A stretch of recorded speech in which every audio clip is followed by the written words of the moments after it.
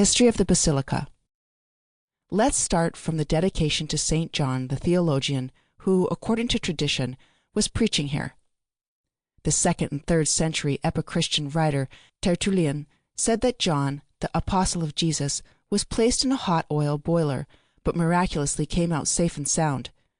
According to the legend, the place of execution was located right near the future Latin gate, where a chapel called San Giovanni in Olio, or Saint John in Oil, was immediately built. Clearly visible today, by the entrance of the gate, it is in a 16th century style.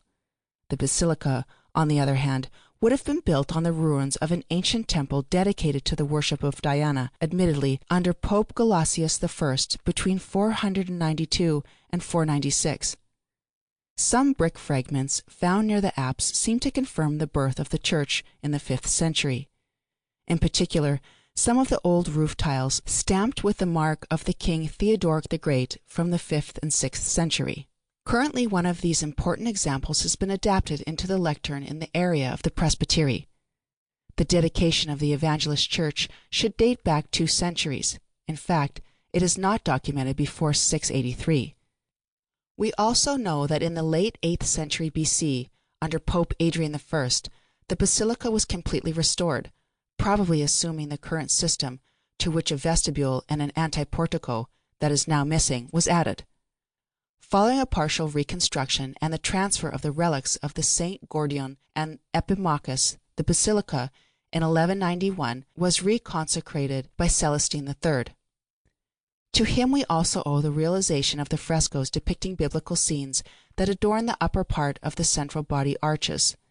Between the 16th and 17th century, Baroque modernization altered the original character of the building and led, among other things, to the damage of the interior decorations.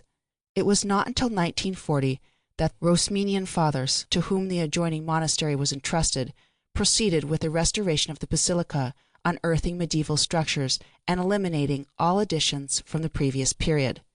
Until nowadays, the basilica remains under the Rosminian community jurisdiction. The ageless charm of the Basilica of Saint John at the Latin Gate and its simple and homely atmosphere mean that many couples choose it as a place to marry. To keep listening to this audiobook for free, click the link in the description. It will take you to a free Audible trial where you can listen to this and many other books for free for 30 days.